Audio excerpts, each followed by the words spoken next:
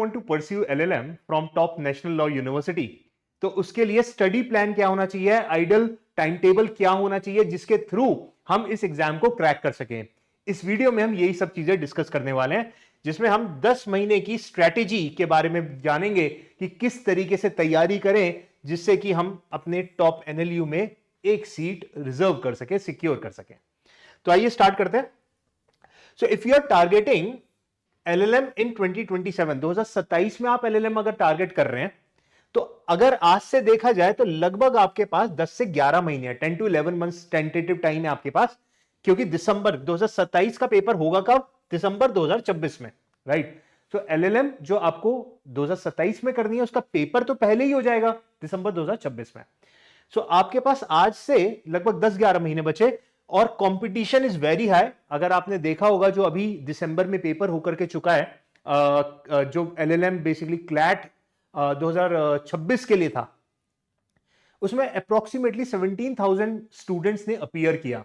तो कंपैरेटिवली अगर देखें तो हर साल इसके अंदर कंपटीशन बढ़ रहा है, तो इस बार भी कंपटीशन बढ़ने की उम्मीद है। सो इसलिए कंपटीशन हाई है, आपके पास स्ट्रक्चर्ड प्लान होना चाहिए।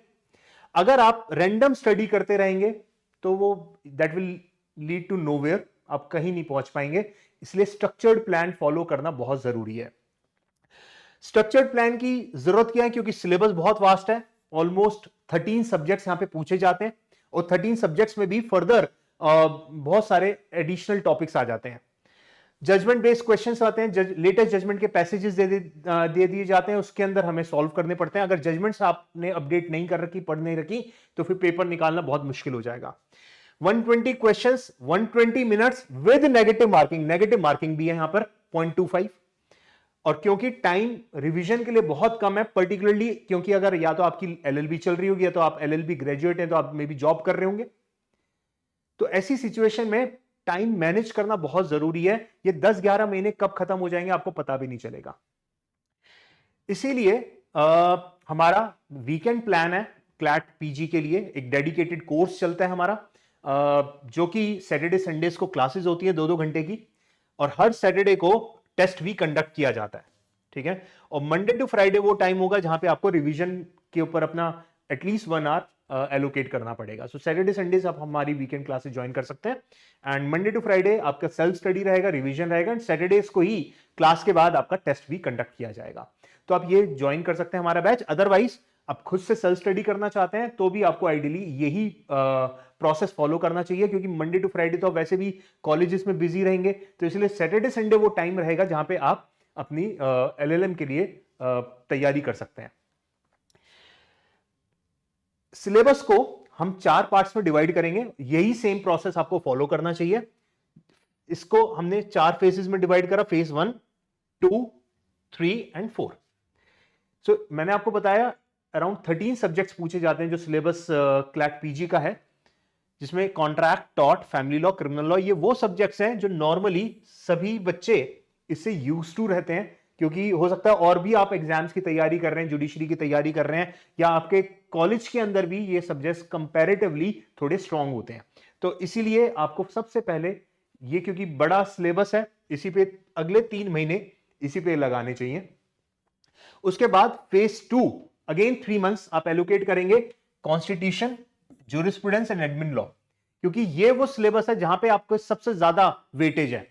120 क्वेश्चंस में सबसे ज्यादा वेटेज अप्रोक्सीमेटली इन सबको मिलाकर के, इन 3 सब्जेक्ट्स को मिलाकर के लगभग आपके 40 क्वेश्चन, 1/3 सिलेबस, मतलब 1/3 मतलब हो गया 40, 120 में से 1/3 कितना हो गया, 40 क्वेश्चंस लगभग आपके इन्हीं पोर्शन में से आ जाएंगे।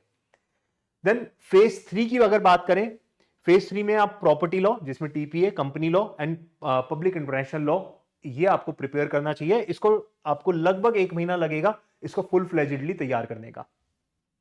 एंड लास्ट में taxation laws, environment laws and labour laws हम रखेंगे, जिसमें 2 महीने के करीब कवर करने में लगेगा। ये लास्ट में इसलिए रख रहे हैं क्योंकि जब आप ये पढ़ेंगे तो कहीं ना कहीं फ्रेश रहेगा आपकी मेमोरी में ये सब्जेक्ट, क्योंकि वो सब्जेक्ट्स रहते हैं जो कि नॉर्मली लॉ कॉलेज स्टूडेंट्स बहुत ज्यादा इन पे कॉलेज के टाइम पे ध्यान नहीं देते हैं। तो ये अगर हम लास्ट में पढ़ेंगे, एग्जाम दिसंबर में होना है, उसके आसपास अगर हमने ये सिलेबस अपना कंप्लीट करा तो वो माइंड में फ्रेश रहेगा।